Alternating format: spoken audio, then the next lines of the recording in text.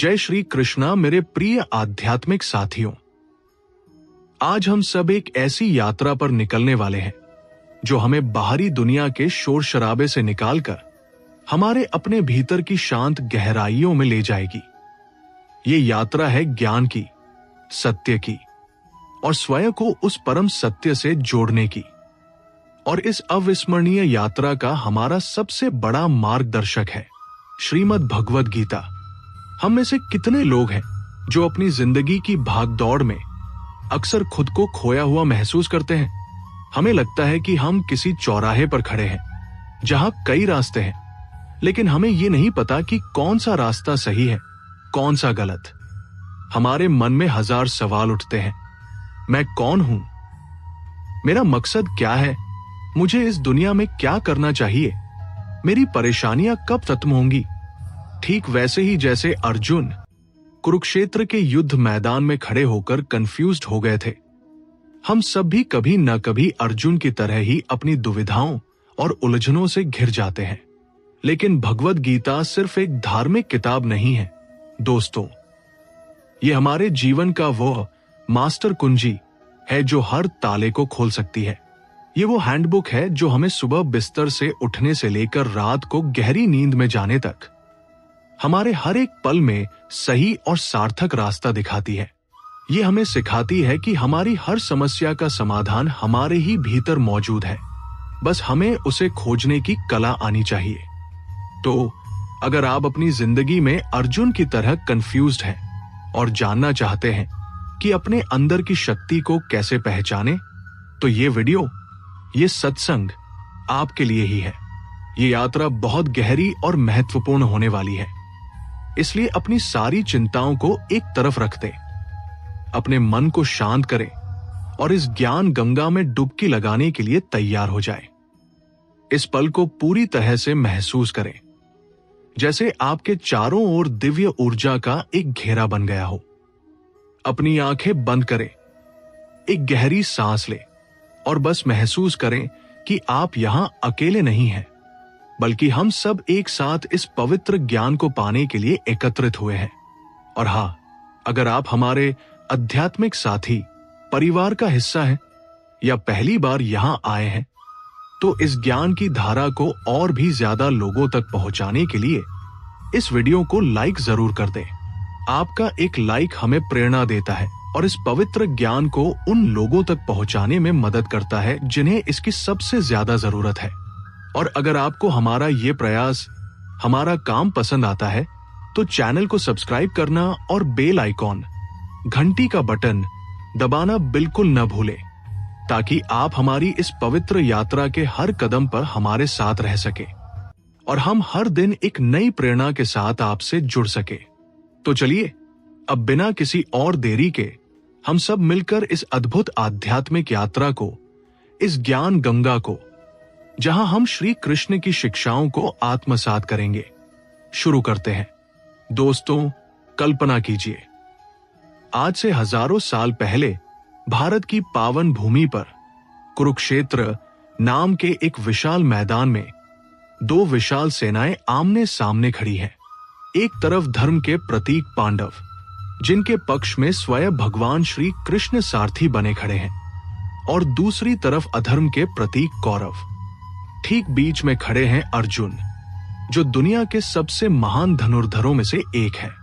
लेकिन जब वह देखते हैं कि सामने उसके अपने ही गुरु द्रोणाचार्य, पितामह भीष्म, उसके भाई बंधु और रिश्तेदार खड़े हैं, तो उसका गांडीव धनुष हाथ से छूट जाता है। वो कहते हैं, हे कृष्ण, मैं इनसे युद्ध कैसे करूं? ये तो मेरे अपने हैं, इन्हें मारकर मैं कैसे सुखी रहूंगा? क्या आपको अर्जुन की ये दुविधा, उसका ये मोह जानी पहचानी नहीं लगती? हमारे जीवन में भी ऐसा ही होता है दोस्तों। हमारा कुरुक्षेत्र कोई बाहरी युद्ध का मैदान नहीं, बल्कि हमारा अपना मन है। और यहां हर दिन हम अपनों के मोह, अपनी इच्छाओं, अपने डर और अपने स्वार्थ से लड़ते हैं। जब हम अपने करियर के किसी मोड़ पर होते हैं, जब रिश्तों में उलझन आती है, जब परिवार में कोई बड़ी समस्या आती है, या जब हमें कोई बड़ा फैसला लेना होता है, तब हम भी अर्जुन की तरह ही सोचते हैं, क्या ये सब करना सही है? क्या ये मेरे लिए है? क्या मैं ये कर पाऊंगा? हम भी कई बार अपनी जिम्मेदारियों से भागना चाहते हैं। हम भी कहते हैं अब और नहीं। ये वही क्षण है जब हमें सबसे ज्यादा मार्गदर्शन की जरूरत होती है, और इसी निर्णायक क्षण में हमारे अपने सारथी श्री कृष्ण हमें गीता का ज्ञान देते हैं। ये ज्ञान हमें सिखाता है कि युद्ध के मैदान में सिर्फ जीत और हार नहीं, बल्कि सही और गलत की पहचान, धर्म और अधर्म का विवेक भी जरूरी है। ये हमें बताता है कि जीवन में संघर्ष अनिवार्य है, लेकिन उस संघर्ष का सामना कैसे करें, ये हमारे हाथ में है। अब अर्जुन के इस गहन विषाद को देखकर कृष्ण जो पहला और सबसे मौलिक सबक हमें देते हैं, वह है हमारे असली स्वरूप से मिलाना। कृष्ण अर्जुन से कहते हैं, अर्जुन, तुम जिसके लिए शोक कर रहे हो, जिसे अपना मान रहे हो, वो शरीर तो नश्वर है, क्षण भंगुर है। ये सिर्फ एक पुराना कपड़ा है जिसे आत्मा धारण करती है। इस विचार को गहराई से समझे दोस्तों। ये शरीर जिसे हम इतना सजाते संवारते हैं, जिसकी हम इतनी चिंता करते हैं, एक दिन बूढ़ा होगा, बीमार पड़ेगा और फिर खत्म हो जाएगा। ये एक किराए का घर है जिसमें हम आत्मा रूपी यात्री कुछ समय के लिए रहते हैं। लेकिन आत्मा न कभी जन्म लेती है, न मरती है। इसे कोई शस्त्र काट नहीं सकता, आग जला नहीं सकती, पानी भिगो नहीं सकता और हवा सुखा नहीं सकती। ये अविनाशी है, शाश्वत है। ये एक ऊर्जा है जो कभी खत्म नहीं होती, बस रूप बदलती है। सोचिए, एक पुरानी कार जिसे हम चलाते हैं वो खराब हो जाती है, तो क्या ड्राइवर भी खत्म हो जाता है? नहीं, ड्राइवर तो दूसरी कार में बैठ जाता है। ठीक वैसे ही आत्मा भी एक शरीर को छोड़कर दूसरा धारण करती है। ये बिल्कुल ऐसा है जैसे आप थिएटर में अलग अलग किरदारों को निभाते हैं। हर किरदार अलग होता है, लेकिन आपका अस्तित्व वही रहता है। जैसे एक फिल्म में एक्टर अलग अलग भूमिकाएं निभाता है, पर वह एक्टर तो वही रहता है। ये ज्ञान हमें क्यों दिया गया? ताकि हम जीवन में होने वाले हर नुकसान से, हर दुख से और सबसे बड़े डर मृत्यु से मुक्त हो सके। जब हम ये समझ जाते हैं कि हम अमर हैं, तो हम छोटी मोटी चीजों के लिए दुखी होना बंद कर देते हैं। अगर आपका कोई प्रोजेक्ट फेल हो गया, या किसी ने आपकी आलोचना की, या कोई रिश्ता टूट गया, तो ये सिर्फ आपके शरीर या आपकी बाहरी पहचान पर असर डालता है। आपका असली स्वरूप, आपकी आत्मा हमेशा शुद्ध, पवित्र और अविचलित रहती है। ये सोच हमें जीवन में एक अनोखी हिम्मत और स्थिरता देती है। ये हमें सिखाती है कि जीवन में दुख आना स्वाभाविक है, लेकिन उस दुख को अपनी आत्मा तक पहुंचने देना या नहीं, ये हमारे हाथ में है। यह आपको बताता है कि आप एक दिव्य शक्ति का अंश है, जिसे कोई नष्ट नहीं कर सकता। उदाहरण के लिए, मान लीजिए आपने कोई बड़ा निवेश किया और उसमें आपको भारी नुकसान हो गया। आपने अपनी गाढ़ी कमाई लगा दी थी और अब सब कुछ चला गया। अगर आप सिर्फ शरीर को अपना मानेंगे, अपनी भौतिक पहचान को ही सब कुछ समझेंगे, तो आप पूरी तरह टूट जाएंगे। आपको लगेगा कि आपकी दुनिया खत्म हो गई, आपका जीवन बर्बाद हो गया। आप हताशा और निराशा में डूब जाएंगे। लेकिन अगर आप आत्मा की अमरता के सिद्धांत को समझेंगे, तो आप जानेंगे कि यह नुकसान केवल भौतिक है। यह आपकी असली पहचान, आपकी आत्मा को प्रभावित नहीं करता। आपकी आत्मा अभी भी उतनी ही शुद्ध और अविनाशी है जितनी पहले थी। यह आपको उस नुकसान से उबरने की शक्ति देगा, क्योंकि आप जानते हैं कि असली तुम सुरक्षित हो। और यह सिर्फ एक अनुभव था, एक सबक था। यह आपको याद दिलाएगा कि आपकी आत्मा कभी गरीबी या अमीरी से प्रभावित नहीं होती। वो हमेशा वही रहती है, अविचलित। अब अगर हमारी आत्मा अमर है, तो फिर इस नश्वर शरीर के साथ हमें क्या करना चाहिए? यहीं से गीता का सबसे प्रसिद्ध और अक्सर गलत समझा जाने वाला सिद्धांत आता है, कर्मयोग। कृष्ण अर्जुन से कहते हैं, तुम्हारा अधिकार केवल कर्म करने पर है, उसके फल पर कभी नहीं। इसलिए तुम कर्मफल के हेतु मत बनो और न ही कर्म न करने के प्रति आसक्त हो। इसको थोड़ा और गहराई से समझते हैं। दोस्तों, हम सब फल की उम्मीद में जीते हैं। अगर मैं ये पढ़ाई करूंगा तो मुझे अच्छी नौकरी मिलेगी। अगर मैं ये त्याग करूंगा तो मुझे सम्मान मिलेगा। अगर मैं किसी की मदद करूंगा तो मुझे बदले में कुछ मिलेगा। हम हर काम के पीछे एक छिपी हुई इच्छा रखते हैं, एक उम्मीद पाले रहते हैं, एक परिणाम की लालसा रखते हैं। और जब ये फल हमारी अपेक्षा के अनुसार नहीं मिलता तो हम निराश हो जाते हैं, दुखी हो जाते हैं और कई बार तो काम करना ही छोड़ देते हैं। हम कहते हैं, जब फल नहीं मिल रहा तो काम क्यों करें? यही आसक्ति हमें बांधती है। गीता हमें कर्म का एक नया अर्थ सिखाती है। यहां कर्म केवल काम नहीं, बल्कि एक आध्यात्मिक अभ्यास है, एक तरह की पूजा है, एक साधना है। कृष्ण ने कर्म को 3 श्रेणियों में बांटा है ताकि हम उसे बेहतर समझ सके।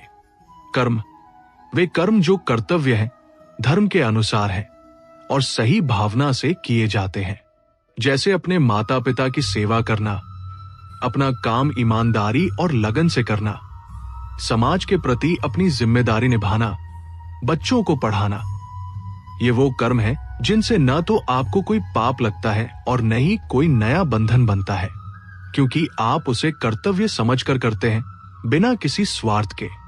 ये कर्म हमें जीवन में संतुलन और संतोष देते हैं। वे कर्म जो धर्म के विरुद्ध है, गलत भावना से किए जाते हैं और हमें पाप की ओर ले जाते हैं, जैसे किसी को धोखा देना, झूठ बोलना, हिंसा करना, चोरी करना या किसी का बुरा चाहना।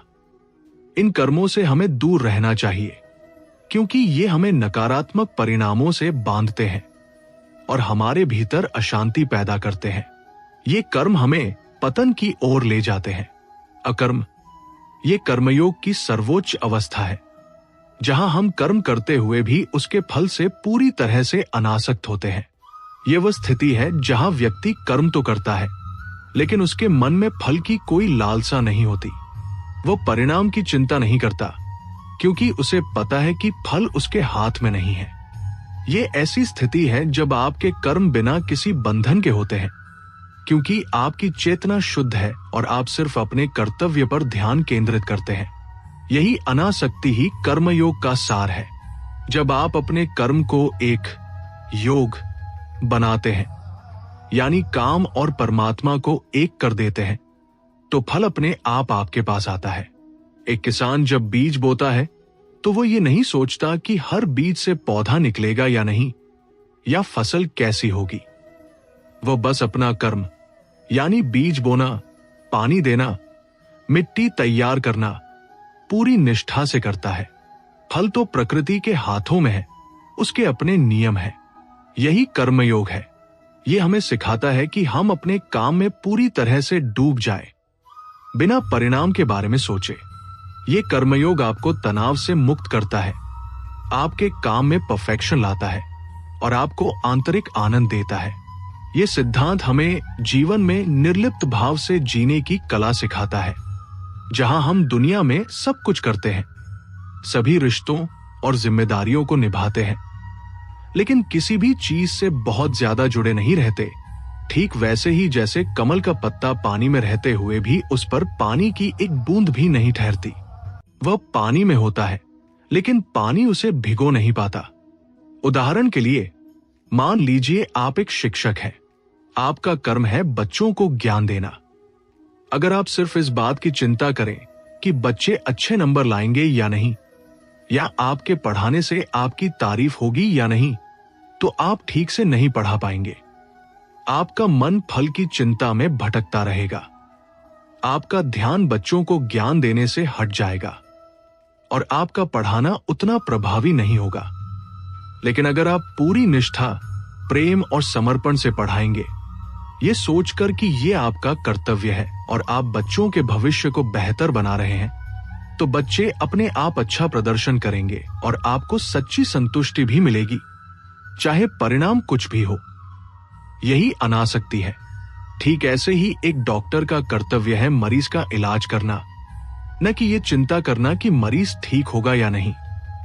फल उसके हाथ में नहीं, कर्म उसके हाथ में है। एक सैनिक का कर्तव्य है देश की रक्षा करना।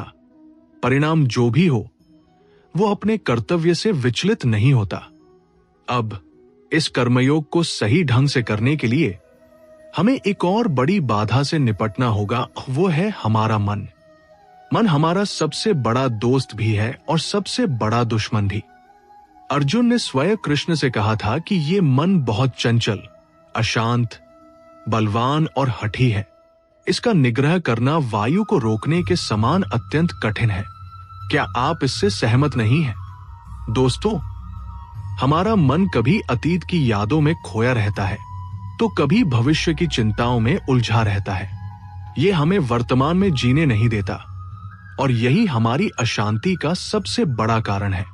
ये हमें फोकस नहीं करने देता, हमें अपनी ऊर्जा बर्बाद करने पर मजबूर करता है और हमें ऐसे निर्णय लेने पर मजबूर कर सकता है जिनका हमें बाद में पछतावा होता है। सोचिए, एक अनियंत्रित मन उस घोड़े की तरह है जो आपको कहीं भी ले जा सकता है, जहां आप नहीं जाना चाहते, चाहे वो जगह कितनी भी खतरनाक क्यों न हो।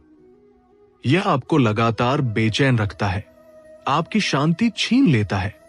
लेकिन कृष्ण ने इसका हल भी बताया और ये हल हम सबके लिए व्यावहारिक है। प्रैक्टिस और वैराग्य, अभ्यास। इसका अर्थ है मन को बार बार सही दिशा में लगाने का प्रयास करना। अगर मन भटकता है तो उसे डांटो मत, उसे सजा मत दो, बल्कि प्यार से, धैर्य से वापस लाओ। जैसे आप एक शरारती बच्चे को वापस लाते हैं, उसे समझाते हैं। ध्यान करना, रोजाना कुछ अच्छा पढ़ना, जैसे भगवद गीता या अन्य आध्यात्मिक ग्रंथ, मंत्र जाप करना, जैसे ओम या राधे कृष्ण का जाप, या अपने काम पर पूरी तरह फोकस करना, ये सब अभ्यास है। हर दिन 5 से 10 मिनट के लिए अपनी सांसों पर ध्यान दें। आप पाएंगे कि धीरे धीरे मन शांत होने लगा है। ये एक मानसिक व्यायाम है। धीरे धीरे ये अभ्यास आपकी आदत बन जाएगा और मन आपका सबसे आज्ञाकारी सेवक बन जाएगा, जो आपकी बात सुनेगा, आपके आदेशों का पालन करेगा।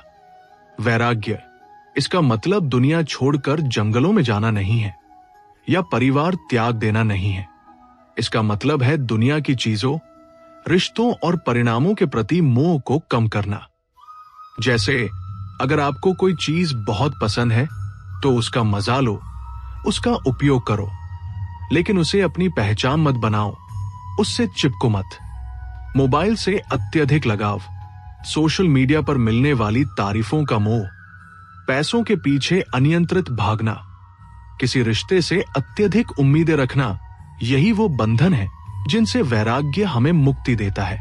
वैराग्य हमें सिखाता है कि चीजें आती जाती रहती हैं, कुछ भी स्थायी नहीं है, लेकिन हमें उनसे बंधना नहीं चाहिए। यह आपको बाहरी दुनिया की चमक दमक से प्रभावित हुए बिना अपने भीतर की शांति से जोड़े रखता है। यह आपको अंदर से इतना मजबूत बनाता है कि कोई भी बाहरी घटना आपको हिला नहीं सकती, चाहे वो कितनी भी बड़ी क्यों न हो। जब आप मन को नियंत्रित करना सीख लेते हैं तो वो आपके इशारों पर चलता है, न कि आप उसके इशारों पर। यह आपके जीवन की सबसे बड़ी जीत होती है, क्योंकि आप अपने जीवन के सच्चे मालिक बन जाते हैं और बाहरी परिस्थितियों के गुलाम नहीं रहते। तब आप सही निर्णय ले पाते हैं, आपकी सोच स्पष्ट होती है और आप जीवन को पूरी तरह से जी पाते हैं। उदाहरण के लिए, जब आप सोशल मीडिया पर दूसरों की शानदार तस्वीरें, उनके घूमने फिरने की कहानियां और उनकी सफलता देखते हैं और खुद को उनसे कम महसूस करते हैं, तो ये आपके मन की चंचलता और मोह का परिणाम है। वैराग्य आपको सिखाएगा कि हर किसी की अपनी यात्रा होती है, हर किसी का अपना समय होता है और आपको अपनी तुलना किसी और से नहीं करनी चाहिए। वैराग्य आपको इस बात का एहसास कराता है कि दूसरों की बाहरी चमक अक्सर भीतर से खोखली भी हो सकती है और आपकी सच्ची खुशी आपके अपने भीतर है, दूसरों को देखकर नहीं, बल्कि खुद को स्वीकार करने और अपने मार्ग पर चलने में है। यह आपको दूसरों की सफलता से प्रेरित होना सिखाएगा, न कि उनसे ईर्ष्या करना। अब जब हमने आत्मा, कर्म और मन के नियंत्रण की बात कर ली, तो अगला महत्वपूर्ण सिद्धांत है समता का भाव लाना। अगर आप हमेशा खुश रहना चाहते हैं तो यह संभव नहीं है दोस्तों। जीवन में सुख और दुख, जीत और हार, लाभ और हानि, मान और अपमान, ये सब जिंदगी का हिस्सा है। ये जीवन के दो पहलू हैं जो एक दूसरे के बिना अधूरे हैं, एक सिक्के के दो पहलू की तरह है। कृष्ण कहते हैं, एक ज्ञानी व्यक्ति वह है जो इन दोनों अवस्थाओं में एक समान रहता है, विचलित नहीं होता। कल्पना कीजिए आप एक नाव में बैठे हैं और वह नाव एक विशाल समुद्र में है। समुद्र में लहरें आती है, नाव ऊपर नीचे होती है, कभी तूफान आता है तो कभी शांति। लेकिन अगर आप शांत रहें और नाव को सही दिशा में चलाते रहें तो आप अपनी मंजिल तक पहुंच जाएंगे। अगर आप हर लहर से डरेंगे या हर ऊंची लहर पर खुशी से उछलेंगे तो आप संतुलन खो देंगे और शायद कभी अपनी मंजिल तक न पहुंच पाए। ठीक वैसे ही जीवन में भी उतार चढ़ाव आते रहते हैं। एक ज्ञानी व्यक्ति सुख में बहुत उत्साहित नहीं होता और दुख में बहुत निराश नहीं होता, क्योंकि उसे पता होता है कि ये दोनों ही चीजें अस्थायी हैं, बस एक समय का खेल है जो आएंगे और जाएंगे। वह जानता है कि आज का सुख कल दुख में बदल सकता है और आज का दुख कल सुख में। जब आप समता का भाव अपनाते हैं तो आप बाहरी दुनिया की उथल पुथल से अप्रभावित रहते हैं और आपकी आंतरिक शांति हमेशा बनी रहती है। यह आपको धैर्यवान बनाता है और हर चुनौती का सामना करने की शक्ति देता है। यह हमें सिखाता है कि जीवन में बाहरी परिस्थितियां हमेशा बदलती रहेंगी, लेकिन हमारी आंतरिक अवस्था को स्थिर रखना हमारे हाथ में है। यह आपको एक मजबूत चट्टान की तरह बनाता है जिस पर लहरें आती तो हैं, पर उसे हिला नहीं पाती। उदाहरण के लिए, जब आप कोई बड़ी नौकरी खो देते हैं तो दुख होना स्वाभाविक है, लेकिन समता का भाव आपको यह स्वीकार करने की शक्ति देगा कि यह भी जीवन का एक हिस्सा है और आपको यह विश्वास दिलाएगा कि एक नया, शायद और बेहतर अवसर जल्द ही आएगा। यह आपको उस निराशा में डूबने से बचाएगा और आपको नई ऊर्जा के साथ आगे बढ़ने में मदद करेगा। इसके विपरीत, अगर आपको कोई बड़ी पदोन्नति मिलती है या कोई बड़ा सम्मान मिलता है तो समता का भाव आपको विनम्र रखेगा और आपको ये याद दिलाएगा कि ये भी अस्थायी है और आपको अपने कर्तव्य पर ध्यान केंद्रित रखना चाहिए, न कि अपनी तारीफ पर या उस पद के अहंकार में डूबना चाहिए। अब हम बात करते हैं हमारे स्वभाव के विज्ञान की, जिसे गीता में गुण त्रय विभाग कहा गया है। भगवद गीता के अनुसार हम सब 3 गुणों से प्रभावित होते हैं जो हमारे स्वभाव, हमारे विचारों और हमारे कर्मों को नियंत्रित करते हैं। सत्व, ये गुण हमें शांति, ज्ञान, पवित्रता, सादगी और निर्मलता की ओर ले जाता है। सत्व गुण का व्यक्ति शांत, ज्ञानी, सकारात्मक, दूसरों के प्रति दयालु और हमेशा सही काम करना पसंद करता है। वह सच्चाई और ईमानदारी को महत्व देता है और उसका मन स्थिर रहता है। ऐसे व्यक्ति का भोजन भी हल्का, ताजा और पौष्टिक होता है और वह कम नींद में भी तरोताजा रहता है। उदाहरण, सुबह जल्दी उठना, योग या ध्यान करना, सात्विक भोजन करना, दूसरों की निस्वार्थ सेवा करना, किसी की मदद करना, प्रकृति के साथ समय बिताना, ये सभी सत्व गुण को बढ़ाते हैं। ऐसे व्यक्ति का मन हमेशा प्रसन्न रहता है और वह दूसरों को भी प्रेरणा देता है। राजस ये गुण हमें जोश, महत्वाकांक्षा, कर्मठता, क्रियाशीलता और जुनून की ओर प्रेरित करता है। रजस गुण का व्यक्ति बहुत काम करता है, ऊर्जा से भरा होता है, बड़े लक्ष्यों को प्राप्त करने की इच्छा रखता है, लेकिन अक्सर बेचैन, लालची और अहंकारी भी हो सकता है। वो हमेशा कुछ न कुछ पाने की इच्छा में रहता है और परिणाम पर ज्यादा ध्यान देता है, जिससे उसे तनाव भी होता है। उसे मसालेदार और उत्तेजित करने वाला भोजन पसंद होता है और वो हमेशा दौड़ भाग में लगा रहता है। उदाहरण, दिन भर काम में व्यस्त रहना, बड़े लक्ष्यों को पाने के लिए लगातार प्रयास करना, किसी प्रतियोगिता में जीतना, धन कमाना, प्रसिद्धि पाना, ये सब रजस गुण के प्रभाव है। ये गुण हमें कर्म करने की प्रेरणा देता है, लेकिन अगर इसे नियंत्रित न किया जाए तो ये हमें अशांत कर सकता है। तमस ये गुण हमें आलस्य, अज्ञान, प्रमाद, निराशा, अंधकार और निष्क्रियता की ओर धकेलता है। तमस गुण का व्यक्ति उदासीन, उदास, नकारात्मक, सुस्त और कोई भी काम करने से कतराता है। वो अक्सर देर तक नींद में डूबा रहता है, अपनी जिम्मेदारियों से भागता है और उसकी सोच में स्पष्टता नहीं होती। उसे बासी, भारी और तामसिक भोजन पसंद होता है और वो हमेशा थकान महसूस करता है। उदाहरण, सुबह देर तक सोना, काम टालना, नकारात्मक सोचना, गुस्सा करना, नशे में रहना, ये सभी तमस गुण को बढ़ाते हैं। ये गुण हमें अज्ञान और पतन की ओर ले जाता है। हमारी सबसे बड़ी चुनौती ये है कि हम इन गुणों को अपने भीतर पहचानें और अपने जीवन में सत्व गुण को बढ़ाएं। ऐसा नहीं है कि हमें रजस या तमस को पूरी तरह से त्याग देना है, क्योंकि कर्म करने के लिए थोड़ी रजस ऊर्जा, जोश, और आराम के लिए थोड़ी तमस ऊर्जा, विश्राम अब भी जरूरी है। लेकिन हमें इन गुणों को संतुलित करना सीखना होगा ताकि सत्व गुण हमेशा हावी रहे। सात्विक भोजन, ताजा, हल्का, पौष्टिक भोजन जो हमें ऊर्जा दे और मन को शांत रखे। सात्विक विचार, सकारात्मक और रचनात्मक सोच जो मन को शांत रखे और हमें सही दिशा दे। और सात्विक कर्म, निस्वार्थ सेवा और अच्छे काम जो समाज का भला करें, जैसे दूसरों की मदद करना, ईमानदारी से काम करना, ही हमें सत्व की ओर ले जाते हैं, जिससे हमारा मन शांत और हमारी सोच स्पष्ट रहती है और हम सही निर्णय ले पाते हैं।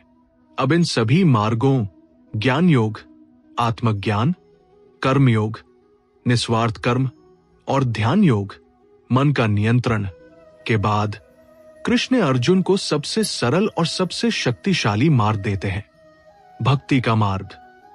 वह कहते हैं, सभी धर्मों को यानी सभी कर्तव्यों, विचारों और इच्छाओं के फल को छोड़कर केवल मेरी परमात्मा की शरण में आओ। मैं तुम्हें सभी पापों से मुक्त कर दूंगा। तुम शोक मत करो। यहां सभी धर्मों का मतलब ये नहीं कि आप अपना धर्म छोड़ दें या कोई बाहरी कर्मकांड त्याग दें। इसका गहरा अर्थ है कि हमें अपने अहंकार, अपनी पहचान, हमारी इच्छाएं और हमारे कर्मों के फल की लालसा को छोड़ देना चाहिए। भक्ति योग हमें सिखाता है कि हमें अपने मैं को त्याग कर परमात्मा के प्रति पूरी तरह से समर्पित हो जाना चाहिए। ये विश्वास रखना कि एक परम शक्ति है जो आपको चला रही है, आपकी देखभाल कर रही है और आपके भले के लिए ही सब कुछ कर रही है। जब आप ये मानते हैं कि आपकी जिंदगी एक बड़ी शक्ति के हाथ में है, तो आप निश्चिंत हो जाते हैं। आपके सारे बोझ कम हो जाते हैं, क्योंकि अब आप अकेले नहीं हैं, बल्कि ईश्वर स्वयं आपके साथ है। ये भक्ति ही आपको जीवन की हर परिस्थिति का सामना करने की शक्ति देती है। ये हमें हर डर, हर चिंता और हर संदेह से मुक्त करती है।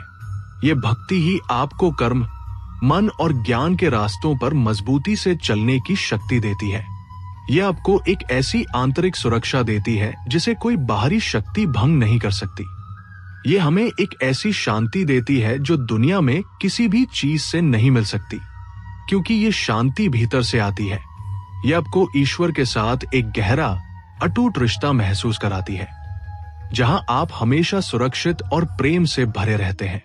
उदाहरण के लिए, मान लीजिए आपने अपनी पूरी मेहनत से किसी काम को पूरा किया है, लेकिन अब आप उसके परिणाम के बारे में बहुत चिंतित हैं।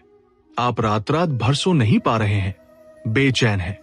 ऐसे समय में अपनी चिंता ईश्वर को सौंप दें। यह विश्वास रखें कि वह आपके लिए सबसे अच्छा करेंगे, क्योंकि उनकी योजना हमेशा हमारी छोटी सोच से कहीं ज्यादा बड़ी होती है। यह आपको तुरंत मानसिक शांति देगा और आपको अगले कदम के लिए तैयार करेगा। यह आपको यह सिखाएगा कि सच्ची शक्ति नियंत्रण में नहीं, बल्कि समर्पण में है और जब आप समर्पण करते हैं तो ईश्वर स्वयं आपकी जिम्मेदारी लेते हैं, आपको हर संकट से बचाते हैं।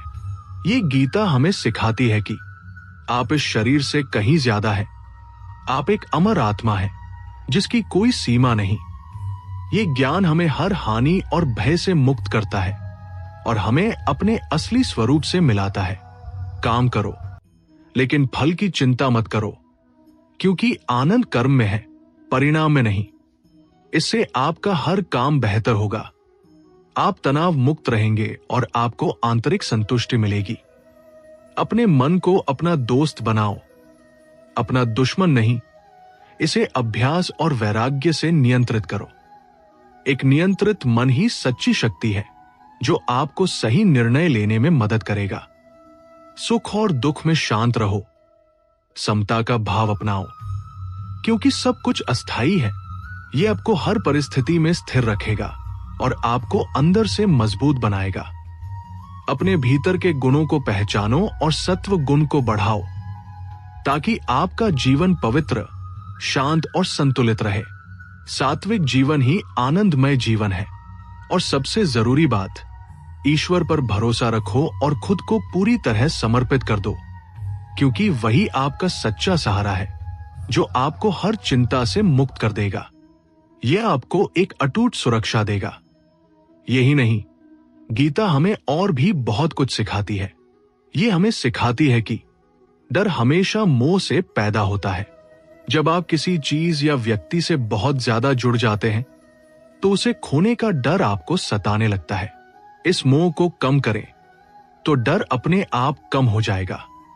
जब आप जानते हैं कि सब कुछ अस्थायी है तो आप किसी चीज के जाने से दुखी नहीं होते, बल्कि उसे प्रकृति का नियम मानते हैं। इच्छाएं ही सारे दुखों की जड़ है। हमारी अनंत इच्छाएं कभी पूरी नहीं होती और यही हमें हमेशा असंतुष्ट रखती है, हमें और ज्यादा पाने की होड़ में लगाती है। अपनी इच्छाओं पर नियंत्रण करना सीखें। अपनी जरूरतों और इच्छाओं के बीच का फर्क समझें। आपका सच्चा स्वरूप ही दिव्य है। आप ईश्वर का ही अंश है। इसलिए अपनी दिव्यता को पहचानें और जिए। अपने भीतर की उस शक्ति को महसूस करें जो आपको हर चुनौती का सामना करने में मदद कर सकती है। निस्वार्थ भाव से सेवा करें। जब आप बदले में कुछ उम्मीद किए बिना किसी की मदद करते हैं तो आपको जो खुशी मिलती है वो अनमोल होती है। सच्ची सेवा ही सच्चा सुख है जो आपको भीतर से भर देता है। कर्म करते समय अनासक्ति का अभ्यास करें। काम तो करें, लेकिन उसके परिणामों से खुद को अलग रखें। जैसे एक अभिनेता मंच पर अपना किरदार निभाता है पर जानता है कि वह सिर्फ एक भूमिका है। यह आपको तनाव से दूर रखता है और आपको अपने काम में आनंद देता है। मन ही आपका सबसे बड़ा मार्गदर्शक बन सकता है अगर आप उसे सही दिशा में मोड़ दें। अपने मन की सुने, लेकिन उसे नियंत्रित करना न भूले। उसे अपना गुरु न बनने दे। वर्तमान क्षण में खुशी ढूंढे। अतीत जा चुका है और भविष्य अनिश्चित है। जीवन सिर्फ अभी में है। इस पल को पूरी तरह से जिए। इसका हर अनुभव महसूस करें। सत्य की हमेशा जीत होती है। चाहे कितनी भी बाधाएं आए, कितने भी झूठ बोले जाए, अंत में सत्य ही चमकता है। सत्य का मार्ग कभी न छोड़े, चाहे वो कितना भी कठिन क्यों न हो। सभी प्राणियों के प्रति दयालु बनो। हर जीव में ईश्वर का अंश है, इसलिए किसी को छोटा मत समझो। सबका सम्मान करो, चाहे वह कोई भी हो। क्षमा करना सीखो और आगे बढ़ो।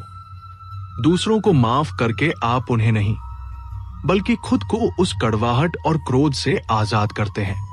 यह आपको हल्का महसूस कराएगा और आपके मन को शांति देगा। हर चुनौती एक अवसर है। हर मुश्किल आपको कुछ नया सिखाती है और आपको मजबूत बनाती है। समस्याओं को अवसर के रूप में देखें, जो आपको विकसित होने का मौका देती है।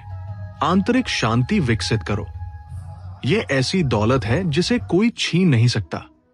बाहरी शोर और संघर्षों के बावजूद भीतर शांत रहना सीखें। मधुर और सत्य बोलो। आपकी वाणी आपके चरित्र का प्रतिबिंब है। ऐसे शब्द बोले जो दूसरों को प्रेरित करे, उन्हें हिम्मत दे, न कि चोट पहुंचाए। आपके विचार ही आपकी वास्तविकता का निर्माण करते हैं। जैसा आप सोचते हैं वैसा ही आपका जीवन बनता है। इसलिए हमेशा सकारात्मक और रचनात्मक सोचें। बदलाव को स्वीकार करें। परिवर्तन ही इस संसार का अटल नियम है, इसलिए उससे डरे नहीं, बल्कि उसके साथ बहना सीखें। जो बदलाव को स्वीकार करता है वही जीवन में आगे बढ़ता है। अपनी इंद्रियों को नियंत्रित करें। इंद्रियों के पीछे भागने से मन भटकता है और हम गलत निर्णय लेते हैं, जो हमें क्षणिक सुख देते हैं पर बाद में दुख देते हैं। अहंकार से मुक्त रहें। विनम्रता ही सच्चे ज्ञान का द्वार खोलती है। जो झुकता है वही सबसे ऊंचा उठता है और ज्ञान को प्राप्त करता है। हर अनुभव से सीखें। जीवन का हर पल, हर घटना, हर व्यक्ति एक शिक्षक है। हर अनुभव से कुछ न कुछ सीखने की कोशिश करें। दैवी योजना में विश्वास रखें।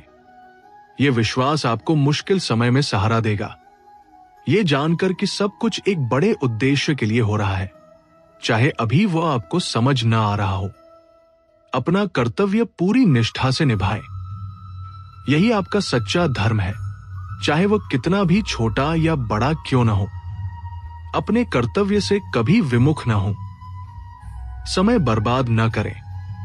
समय सबसे कीमती धन है, जो एक बार चला गया तो वापस नहीं आता। हर पल का सदुपयोग करें, उसे सार्थक बनाएं। अपनी संगति समझदारी से चुनें। जैसी संगति वैसा रंग। अच्छे लोगों के साथ रहें जो आपको प्रेरित करें। आपकी सोच को सकारात्मक बनाएं। जीवन के हर पहलू में संतुलन बनाए रखें, चाहे वह भोजन हो, नींद हो, काम हो या मनोरंजन हो। अति किसी चीज की अच्छी नहीं, संतुलन ही खुशी है। 3 गुणों सत्व, रजस, तमस को समझें और सत्व गुण को बढ़ाने का प्रयास करें, ताकि आपका जीवन अधिक संतुलित, शांत और ज्ञान से भरा रहे। लगातार ज्ञान प्राप्त करें। ज्ञान ही अज्ञान के अंधकार को दूर करता है। हमेशा सीखने की जिज्ञासा बनाए रखें। जीवन भर एक विद्यार्थी बनकर रहें। भक्ति ही सबसे सरल मार्ग है। ईश्वर पर पूर्ण समर्पण आपको सभी चिंताओं से मुक्त करता है। अपनी आस्था को मजबूत करें, यही आपका सच्चा सहारा है। आत्मसम्मान के साथ जिए। अपनी कीमत खुद तय करें। दूसरों पर निर्भर न रहें। आप अद्वितीय हैं और आपका सम्मान कोई छीन नहीं सकता। अपनी तुलना दूसरों से कभी न करें। हर किसी की अपनी यात्रा है। आप अद्वितीय हैं और आपका अपना मार्ग है। दूसरों को देखकर जलने के बजाय खुद पर ध्यान दें। आप अद्वितीय और शक्तिशाली हैं। अपनी अंदरूनी शक्ति को पहचानें और उस पर विश्वास रखें। आपके भीतर अनंत क्षमताएं हैं। हर गिरावट के बाद उठें। गिरना असफलता नहीं, हार तब है जब आप उठने से मना कर दें। हर बार जब आप गिरते हैं तो और मजबूत होकर उठें। आपके कर्म ही आपकी पहचान है, आपका जन्म नहीं। आपके कर्म आपको महान बनाते हैं। अपने कर्मों से अपनी पहचान बनाएं। अपने उद्देश्य को पहचानें। हर व्यक्ति का एक खास उद्देश्य होता है, उसे खोजें और पूरी निष्ठा से पूरा करें। प्रामाणिक रूप से जिए। दूसरों की नरल न करें। अपने सच्चे स्वरूप को अपनाएं। जो आप हैं वही सबसे सुंदर और सच्चा है।